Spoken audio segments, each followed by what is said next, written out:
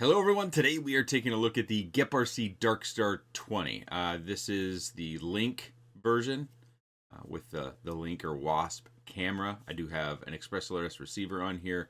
Unfortunately, not an 03, so not even Steven with all those 2-inch 2S CineWhoops that we've seen on the channel prior. Outside of the screws, this is kind of an all plastic frame and mounting for your FPV camera and VTX. So no carbon fiber involved here. Flight controller is the Taker F411. It's a 12 amp 1 and 2S flight controller with Express LRS built on board. The ESCs have been flashed with Blue Jay. This is a pusher configuration where the motors are SpeedX 1102 10,000 kV. And the props are HQ-D51, 51 millimeters quad bladed props. The recommended battery is a 2S 500 milliamp battery, but I've used these 550s from G&B.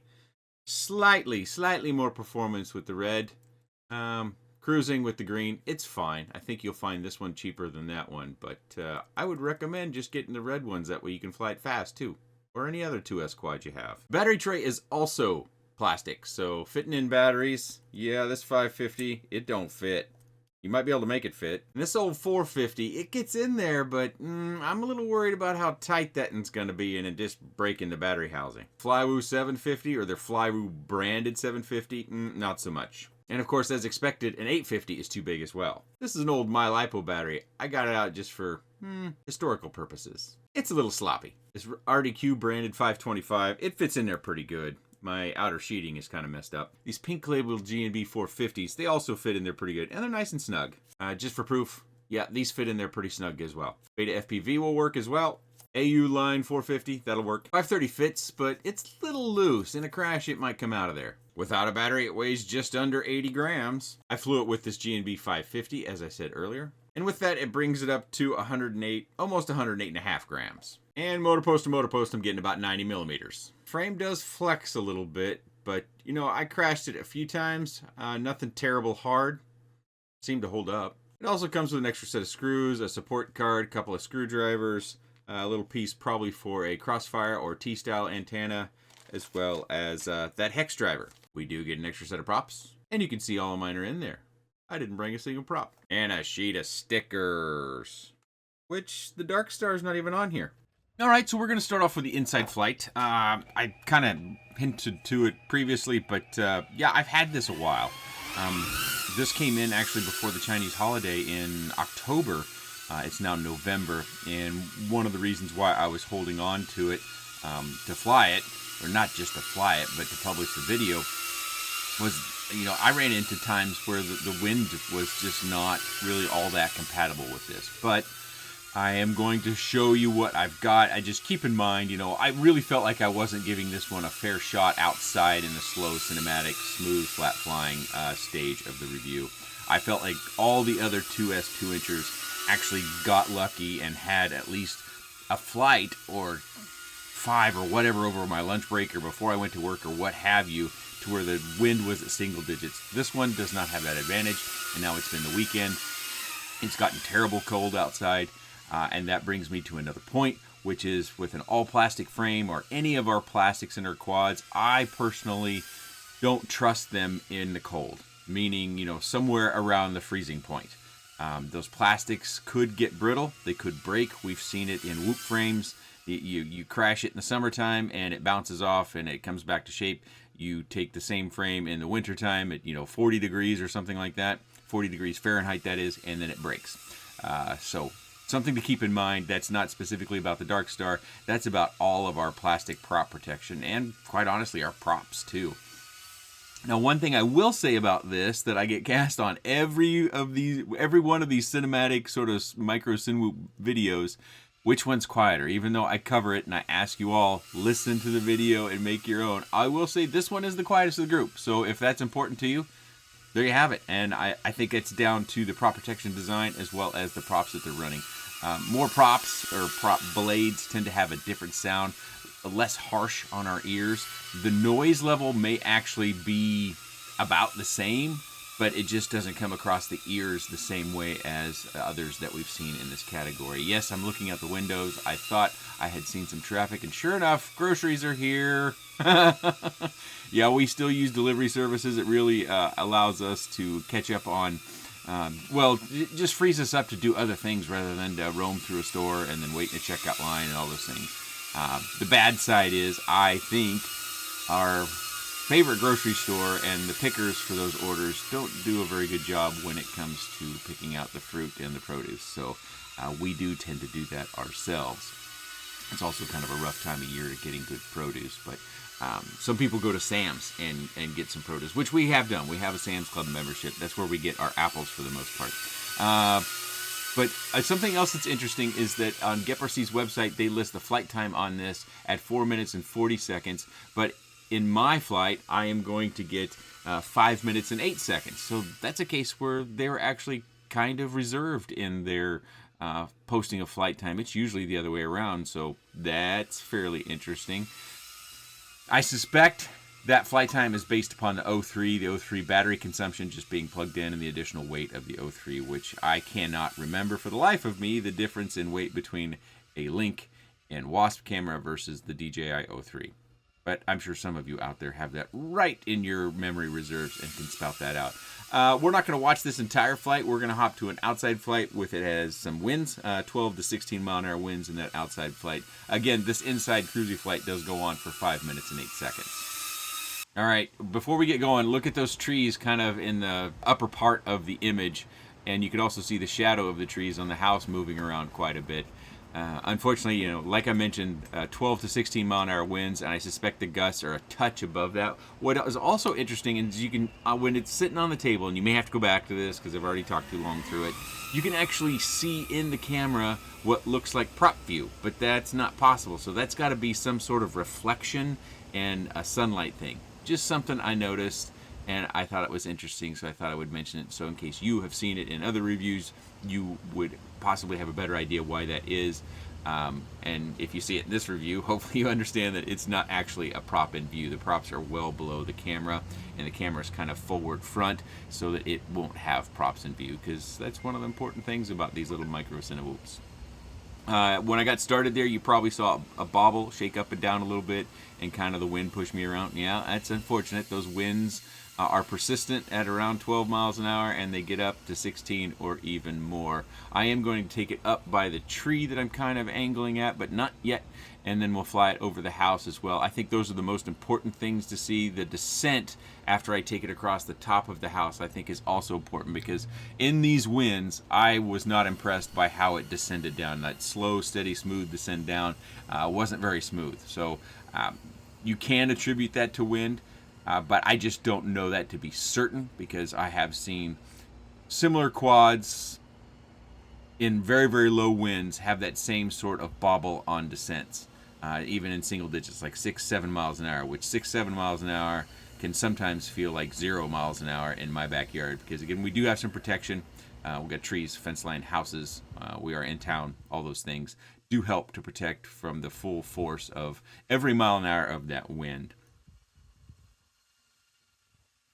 But here we go. We're going to go over the top of the pergola. We're going to swing around, go over the top of the house, and then we're going to go near that big tree to the side of the house. It's actually my neighbor's tree, and it's out front. Not moving too much at this point in time, but then we're going to start our descent. I think it's very important to see that. It's not especially smooth.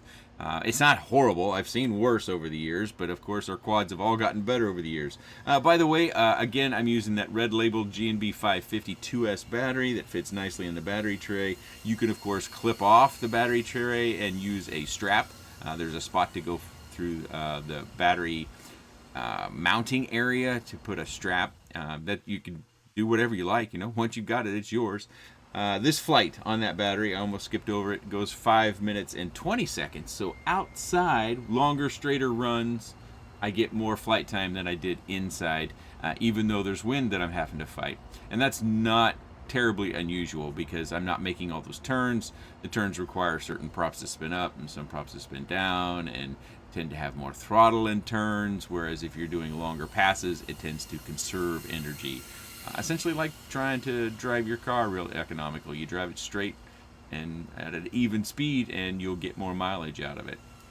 Again, 5 minutes and 20 seconds on this flight. Let's move into the faster flight that's going to end in a very mild crash.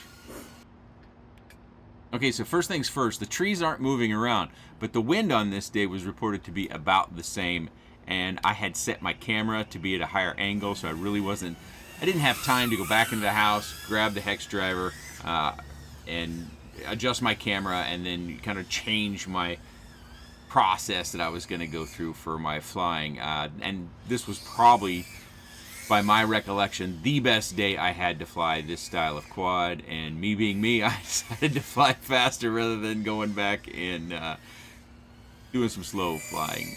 So that's my fault. I apologize if that disappoints you or upsets you, but keep in mind that on all these little punches, even the little punches up over the tree at the far end of the yard, that's 100% throttle. I know you can't see it on the screen. Unfortunately, I don't have the OSD recording.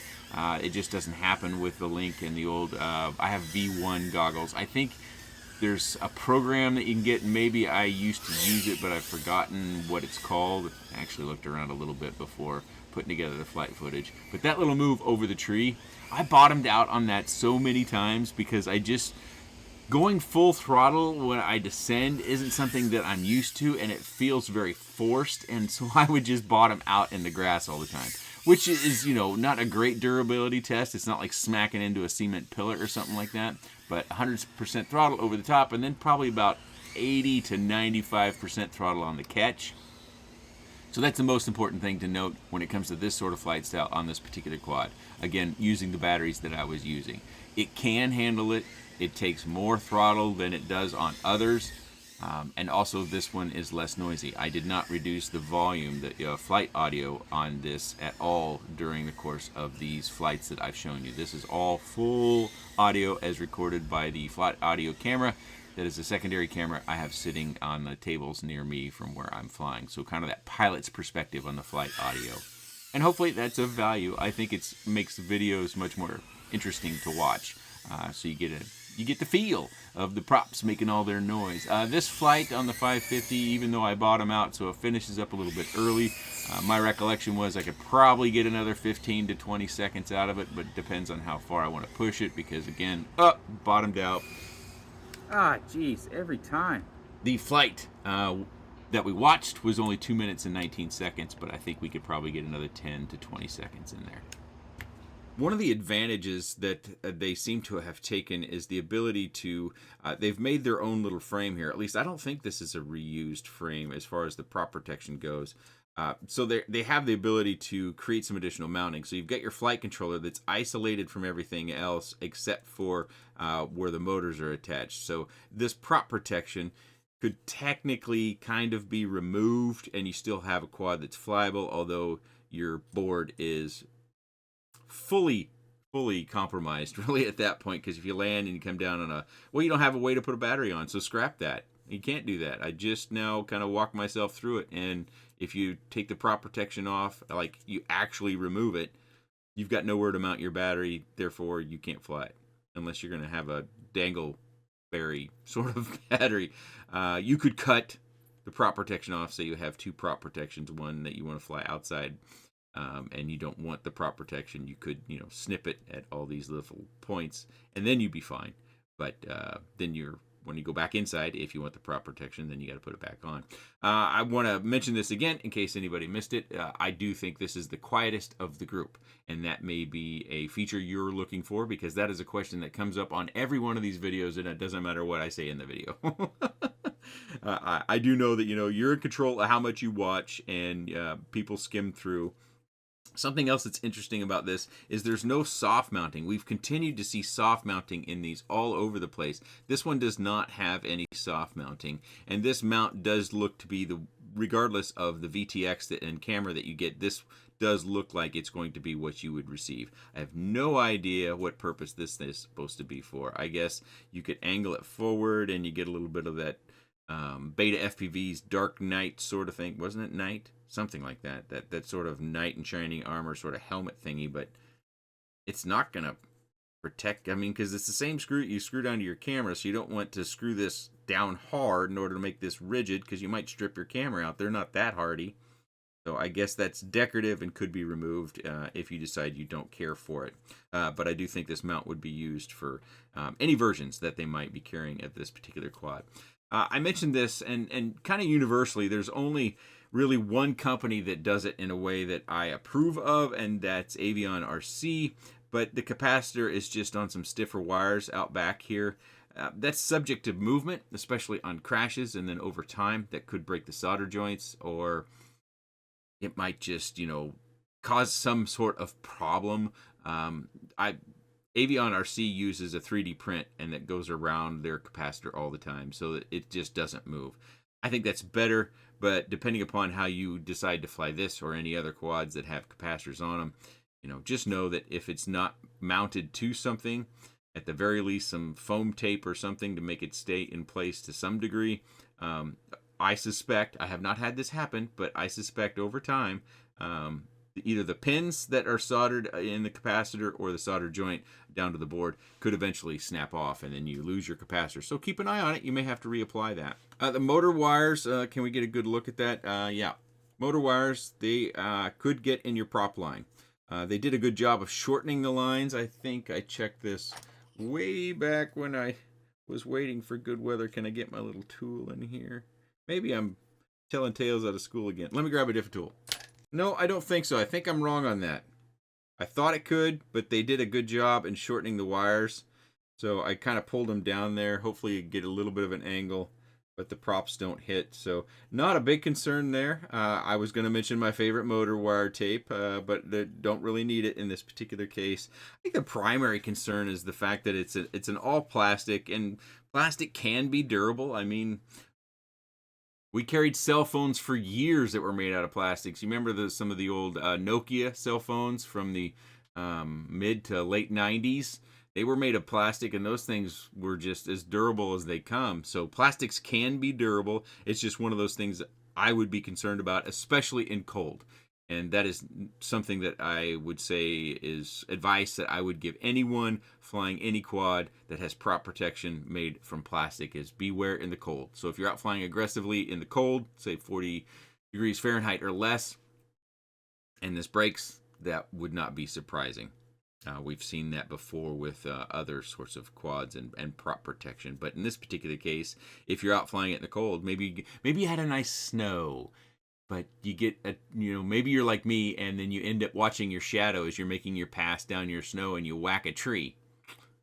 Hopefully you don't crash in the snow and fry everything, but I wouldn't be surprised if it breaks in those cold situations. They've done what they can to create that sort of triangle attitude of making sure there's plenty of support. I did show you earlier, or at least I think I did, how the frame does flex. It's not terrible a lot. Let's go the other way too, because as you can see, we've got supports that come down from kind of the body mounting down to the arms. Let's try to flex it the other way too. Put our thumbs up here. It's going to be harder for you to see. Watch the lower part of the frame. That's the same way, isn't it? I need to go this way, don't I? That way, it's real rigid. And you can see I can't get much of a get here on the battery tray. This way is far more rigid than it is this way. So that's probably why they added these little braces up here, was because they probably found out the same, or at least they thought they would find the same, so they had the foresight in their engineering to go ahead and do that. As with most of these, our cameras, whenever the camera is mounted up front and high, and it's just about true in most cases with these digital cameras, your camera is very exposed and prone to being broken if you do have a crash. Now, with this particular camera, with the Wasp, we have seen it in other quads to where you can get the protection to where it's very close, or just a couple millimeters out here over the lens, and that would provide some protection. With the 03, I don't think we've really seen that much at all, to where you can get any part of your mounting or frame out to where it would provide much protection at all. So that's something that we kind of have to live with. Some are more proud than others, but in the case of the 2S 2-inch CineWhoops, they're kind of all this way. One thing that this also has over something like the Mobula 8, which the Mobula 8 is a far better performer in aggressive flight style. The Mobula 8 if you were to come in, and hit a doorway or something like that, you would probably rip the entire top assembly with the 03 VTX and everything just straight off of it. There's just not enough securing that down, especially if you're flying fast, like I mentioned. In that particular case, in this particular case, excuse me, we would probably just damage our camera. I can't imagine this getting torn apart because this is the main portion of the quad and it's all molded into one plastic frame piece that's relatively hardy, really. I mean, it's not like carbon fiber stiff, but it's fairly hardy. So this comes in a few different versions. You can buy it without any VTX or camera in there, and that with an Express LRS base receiver comes in at $129, and they call that the WTF PV version. The WASP version comes in around $269 depending upon your receiver options. Actually, the plug and play is $269. Express LRS is $269. Let's see what the TBS is. $299 for the TBS. And the DarkStar with the HD version, that is the DJI O3. Let's see, we got the plug and play version, which would be what you want if you have the Remote Control 2 that is compatible for control with an O3. Comes in at $379.99. Ooh, expensive. If you just go Express LRS, it's still $379.99. If you go Crossfire, it's $409.99. I know this has been around for a while. I apologize for those that have been looking forward to my review. I've been holding on to it, and I wanted to give it a fair, even shot in real low winds, but I just don't know when that's going to happen and when I'm going to be available to fly. We had one day over the weekend that was nice and calm, but it was raining, so that doesn't work. That is the struggle in FPV, weather all the time. But if you have any comments, questions, suggestions, or otherwise, please let me know in the comments section below. I appreciate your time, and thanks for watching.